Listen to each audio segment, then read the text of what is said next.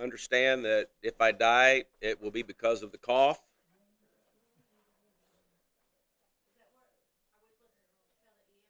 Well, just that Tammy will know to tell him. Yeah, that I died because I'm coughing. Yeah, DNR. I have a medical directive. Well, yeah, I do have a medical directive, so do not resuscitate. Don't be a hero. Anyway, so in Ezra chapter 4, if you remember last week in chapter 3, the altar at the temple had been rebuilt, and they had a dedication ceremony. They celebrated the festivals concerning the altar, and we've seen at the end of chapter 3, the people were rejoicing. Some were crying, but many were rejoicing because of this significant activity at the temple site. Now, at the time at the end of chapter 3, the temple itself had not been rebuilt, but the altar being rebuilt was a significant landmark in the rebuilding phase of this temple structure. So when we pick up in chapter 4, we're going to run into some opposition, and we're going to talk about this at length in chapter 4. But understand that this temple rebuilding project was not smooth sailing by any stretch of the imagination. And we'll talk about that as we go.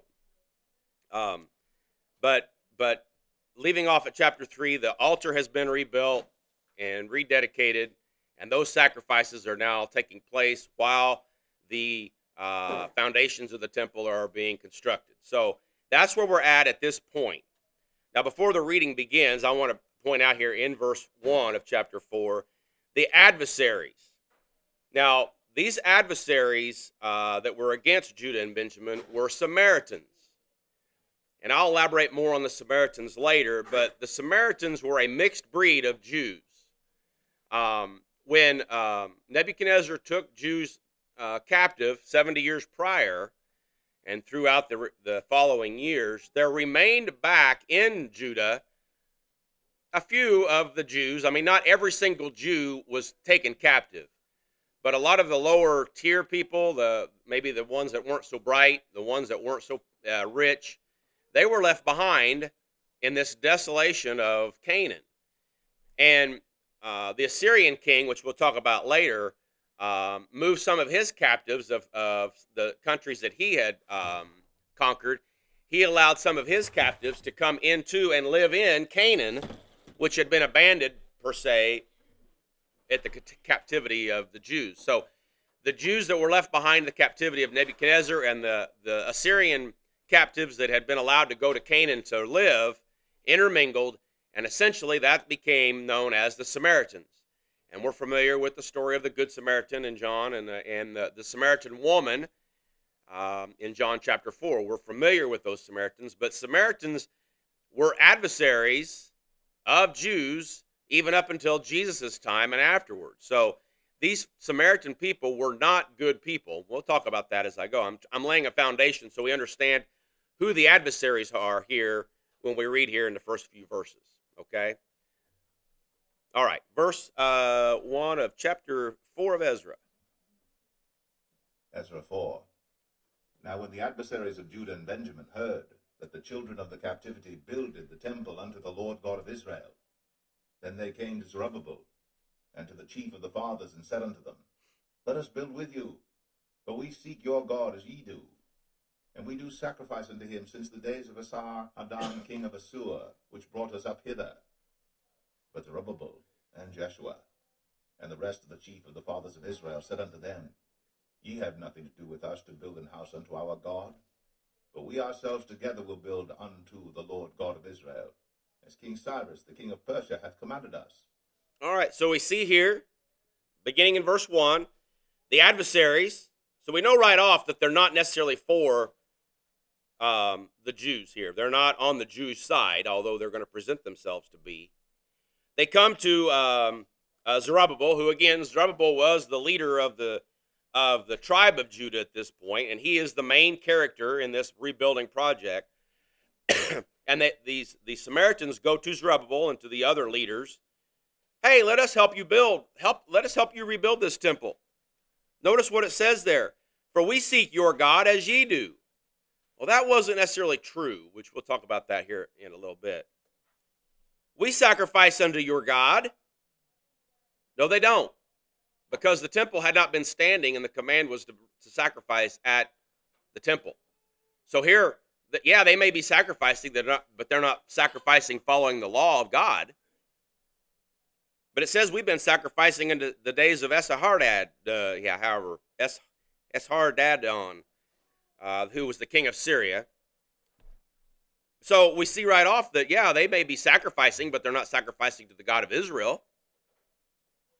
And the Samaritans had some really weird worship practices that are lined out in the book of 1 Kings. I'm not going to necessarily go there, but understand that the Samaritans were not really truly followers of the God of Israel. They thought they were, perhaps, and that's not unlike churches today. There are a lot of churches that say that they follow the God, the same God we do, but they don't, because their actions and their teachings deny the true God. I'm not going to trace all those down. I'm just saying that there are churches by name today that say that they worship the same God we do, but again, their actions prove that they don't. But see, here they want to join up with the workers of Benjamin and Judah here to rebuild the temple. And Zerubbabel says, ain't going to happen. We don't want you here in verse 3. You have nothing to do with us. We will build ourselves together. We will build the house of the Lord God. The Jews, remember, they had been taken captive because they had been led astray and were worshiping false gods. So now, in some ways, since God has given them a second chance, so to speak, they want to remain as pure as possible. And that we don't want anything to do with you. This is not your place to worship. And we have a command by the king of Persia, Cyrus, to do this. All right? Everybody okay so far? Verse 4. Then the people of the land weakened at the hands of the people of Judah, and troubled them in building, and hired counselors against them to frustrate their purpose, all the days of Cyrus king of Persia, even until the reign of Darius king of Persia. So right here, their motives were shown, because what's it say? The people of the land, in other words, those that were living there when the Jews showed up, weakened the hands of the people of Judah and troubled them in building. They hired counselors, or you could say in our day, we say lobbyists, against them to frustrate their purpose all the days of King Cyrus and in Darius. So these Samaritans were really instrumental in actually stopping this building project from going forward. They were a trouble to the people of Judah and Benjamin. And essentially, for about 16 years, the work stopped. All because of the trouble of these Samaritans. Now, chapter 4 is I'm going to go to verse 4. I'm going to go to verse 24, and I'll explain after we read verse 24. Okay, so let's go to chapter 4, verse 24, and obviously I'll read it here. Then ceased the work of the house of God, which is at Jerusalem. So it ceased until the second year of the reign of Darius, king of Persia. So because of the trouble that the Samaritans were causing the Jews, the work at the temple ceased. Now, it did not take place for another 16 or so years because of all the trouble that was stirred up by the Samaritans against the Jews. All right? Now, we're going to pick up on that thought in chapter 5. But the rest of the book of Ezra, from chapter 4, verse 6, all the way to verse 23, is opposition that the Samaritans were giving to the Jews in rebuilding Jerusalem. So understand, there's two different building projects going on here. Well, there will be. One is the rebuilding of the temple, which was given by direct edict from Cyrus to rebuild the temple. And then later, there was an edict given by the king, one of the Syrian or Persian kings, I don't remember which one, that said and allowed them to rebuild the city of Jerusalem. So we have two different building projects.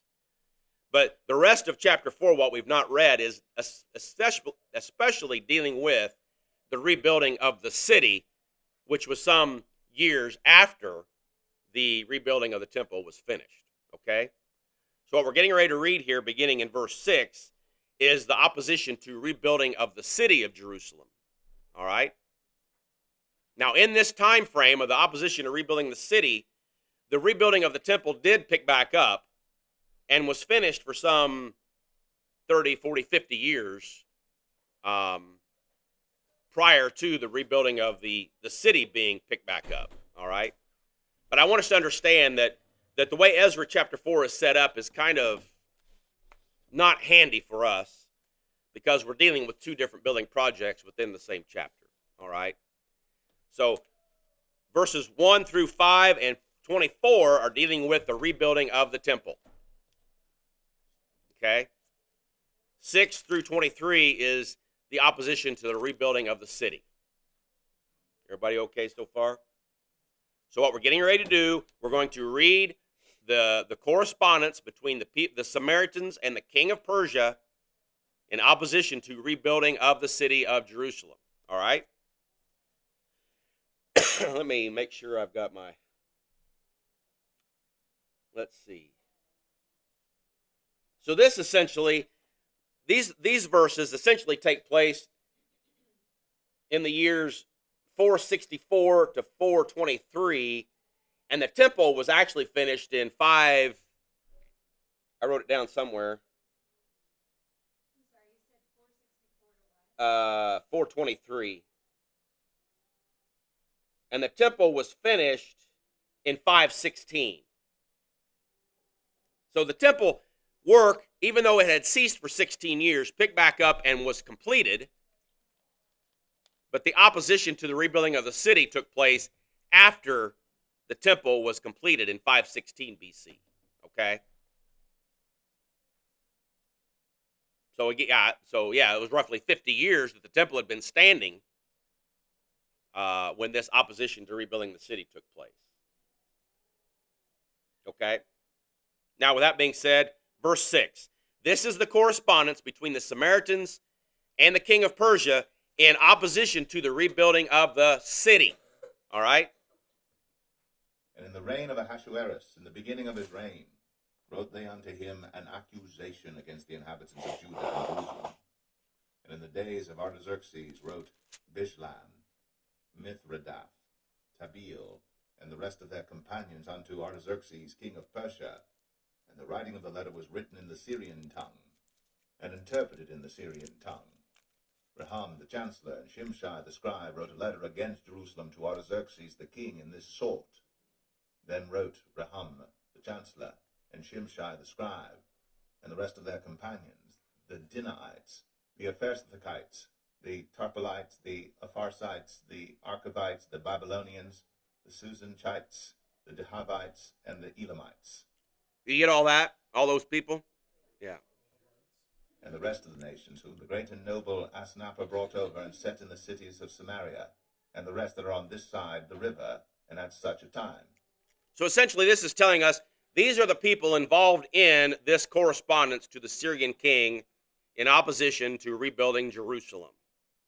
These were essentially people that had been taken captive or had been living under the realm of the Assyrian king, a snapper, and they are the ones that had come down and were living in this Canaan land that were in opposition to the rebuilding of Jerusalem. That's essentially the verses that we've just finished reading here. Okay? Now, in verse 11 begins the letter. This is the copy of the letter that they sent unto him, even unto Artaxerxes the king. Thy servants the men, on this side the river, and at such a time. Be it known unto the king, that the Jews which came up from thee to us are come unto Jerusalem, building the rebellious and the bad city, and have set up the walls thereof, and joined the foundations. So the letter states, it says, you know these people, I want the king to know that these Jews which have come up from you, you're the one that sent them back over here. They're rebuilding the city, this rebellious and bad city. Now that was referring to the opposition that the Jews put up against Nebuchadnezzar. Some, at this point, perhaps some 100 years prior or more. But this city was representative of somebody that was fighting and being rebellious against kings. And we want you to know that they're rebuilding this city. It says that they've joined the foundations. So they're making it, this is a big deal here. King, you know what's happening over here? Some 900 miles away? Be it known now unto the king that if this city be builded, and the wall set up again, then will they not pay toll, tribute, and custom. And so thou shalt endamage the revenue of the kings. So they're making this assumption that if this city, Jerusalem, is rebuilt, they're not going to pay taxes to you. Now the river it's referring to here, I missed that earlier in verse 11. This side of the river is talking about the Euphrates River.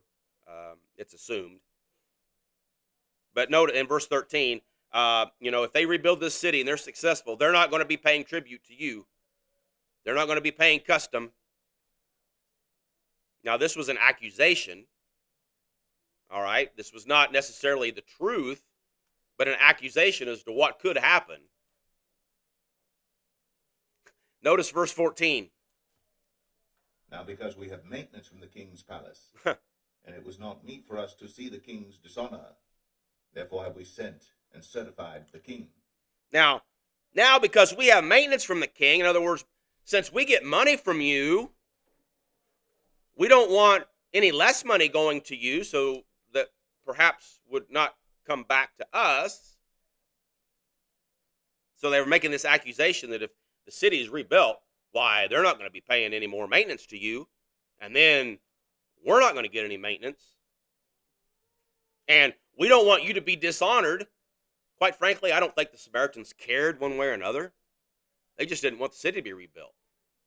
Now, I could be wrong there, but I don't think that the Samaritans cared one way or another, really. So that's what he says there in verse 14. So we have sent and certified this letter to you. All right. Now I don't know how long does it take for a letter to get 900 miles in those days, read and dealt with and wrote, and months passed, perhaps a years. All right. But continuing on verse 15 with this letter, that search may be made in the book of the records of thy fathers. So shalt thou find in the book of the records, and know that this city is a rebellious city, and hurtful unto kings and provinces, and that they have moved a sedition within the same of old time, for which cause was this city destroyed. We certify the king that if this city be builded again, and the walls thereof set up, by this means thou shalt have no portion on this side the river. So the accusation is, if the city's rebuilt, you're not going to have any rule over this side of the river. Because now under David and Solomon, Israel did have command of the land from the Mediterranean to the Euphrates River. And so what the Samaritans are accusing here of is, if this city's rebuilt, then king, you're going to lose command of the land on the west side of the Euphrates River. This is going to be a big deal for you, king. You don't want to do this. They also say in verse 15, go back and look at the records and read about what Jerusalem has done. Now, honestly, I don't know that Jerusalem was ever rebellious against anyone except for Nebuchadnezzar. So it's not like they had a long history of being rebellious. They were living their lives under God's control until King Saul, obviously. But under David and Solomon, they had their largest rule of land and peoples, but essentially they didn't necessarily fight against or rebel against any king until Nebuchadnezzar came in and overtook them and obviously destroyed the city and the temple. But so this accusation that they were rebellious people, I don't really know was 100% accurate. Again, this is an accusation. Yeah.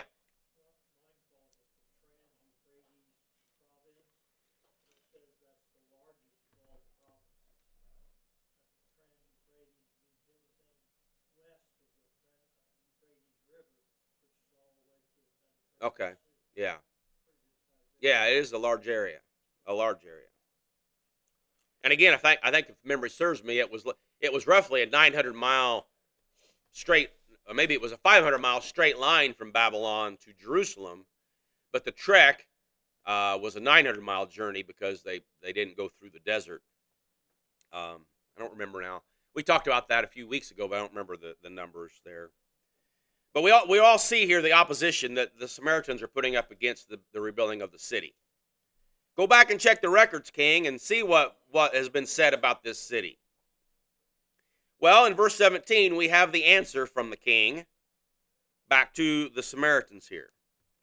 Then sent the king an answer unto Rehum the chancellor, and to Shimshai the scribe, and to the rest of their companions that dwell in Samaria, and unto the rest beyond the river, peace, and at such a time.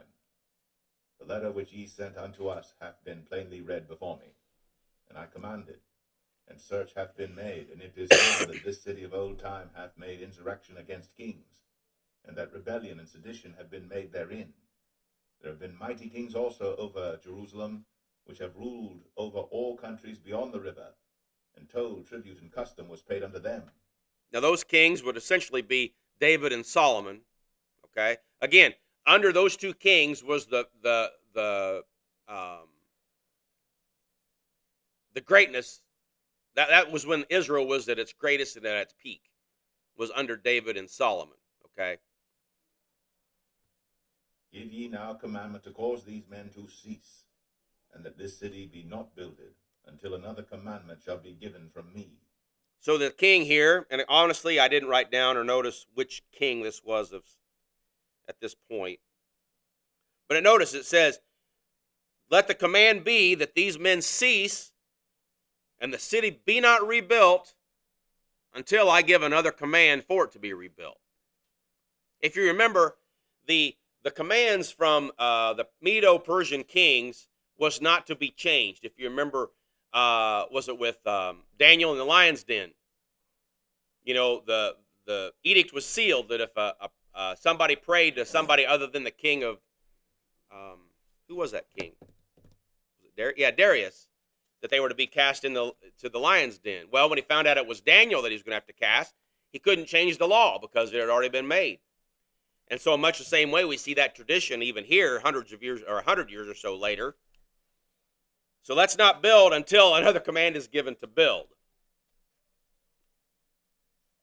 So the work in rebuilding the city has ceased at this point. Now, again, this would be in the mid 400 BC range. Again, some 50 or so years after the completion of the rebuilding of the temple. Okay. Now, verse 22. We're going to be done early today. What do you guys think of that? My wife's missed the whole thing. Stupid printer. Take heed now that ye fail not to do this. Why should damage grow to the hurt of the kings? Now when the copy of King Artaxerxes' letter was read, oh, there's the king's name, and Shimshai the scribe and their companions, they went up in haste to Jerusalem unto the Jews, and made them to cease by force and power. So you notice as soon as they get the letter, what do there in verse 23? They go to the Jews, and they say, hey, we got a letter here from the king that says you're supposed to stop doing this. And so, by rights, they stop doing what the king had allowed them to do earlier. All right? Now, the work will pick up eventually, but at this point, it does cease. And this work of rebuilding Jerusalem will stop for I think roughly 50 or so more years. Now, I could be wrong on that.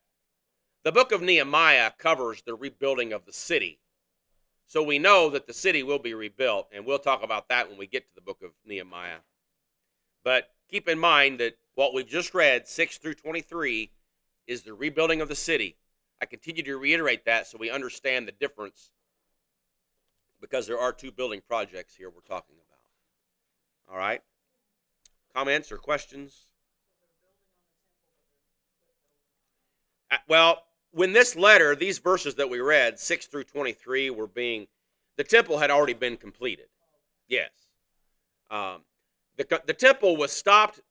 So let's go back to verse 3, 4, and 5.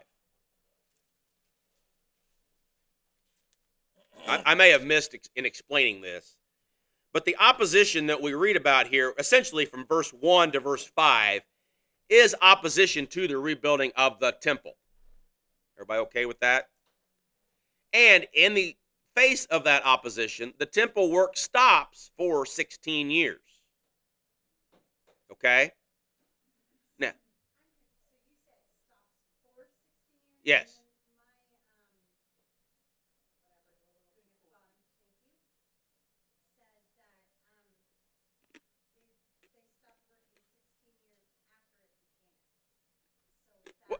Well, yeah.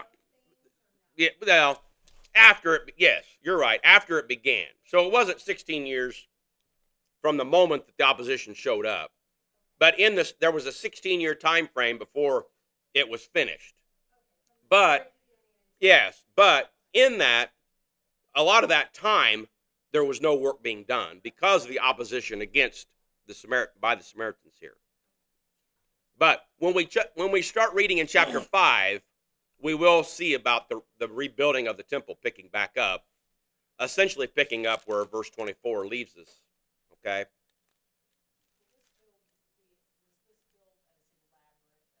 No, the second temple, Zerubbabel's temple, was not nearly as extravagant as Solomon's temple. And we read in the book of Haggai, the people are going to weep because the splendor of the second temple is not near the splendor of Solomon's temple, nor is the size of the temple anywhere near the size of Solomon's temple.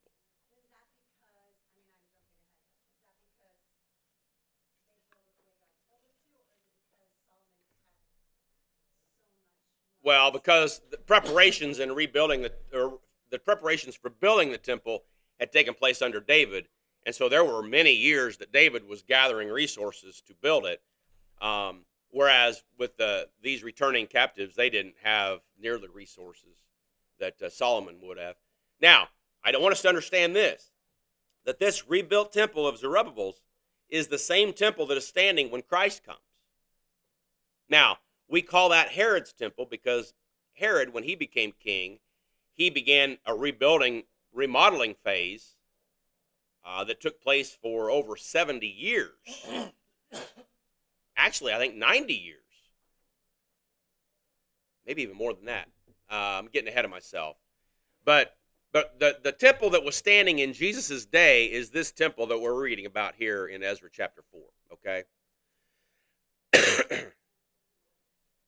And I'm trying to not jump ahead because there's much we're going to learn about this temple as we go, especially in the book of Haggai. But I want us to understand that the significance of this temple is that it will be standing when Christ comes, when he is during his earthly ministry. Okay. But there was a portion of time where the work ceased, but we will see in chapter 5 that the work picks up again, speaking of the temple. I had another thought, but I can't think of.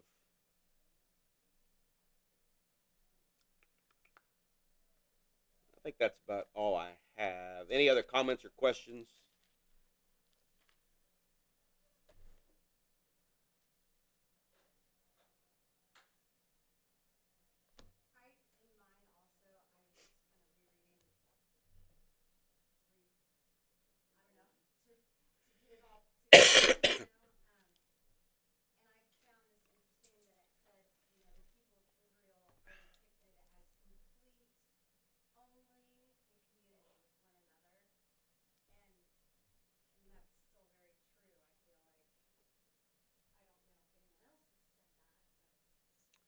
Well, understand that even us as a church, I mean, we are complete when we are together. That's the importance of gathering on the Lord's day, is coming together as a church, as a one body. I mean, during the week we're out and we're not necessarily alone, but we are in a sense. But when we gather together, we are coming together as one body, hopefully as one body, united in service to the King. And in our I'll say traditions, that might not be the right word, but that's why I think there's so many different churches, is because we all come together, but we all do it in our own way in some ways, but as long as we're sticking truth to the Bible, you can worship in many different aspects. But coming together as one, this is how we do it here. And if if people don't like it here, well, there's others. As long as we're worshiping the one true God in spirit and in truth, then that's what is necessarily the importance is. But gathering together as one on the Lord's day is what Christianity essentially is, the foundation, or that is essentially the foundation of Christianity, is coming together, building on Christ and the apostles, and worshiping those traditions that have been handed down through Scripture.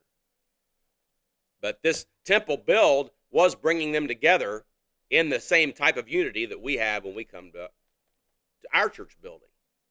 And whether we have a building or whether we meet in the parking lot or wherever, the building represents where we come, but if the church burns down, we can still have church. It just isn't going to be in the basement. Yeah. Anyway. All right. Well, next week, again, chapter 5 deals again with the rebuilding of the temple. Chapter 4 was laid out a little backward for us, but hopefully we all have been able to follow along here.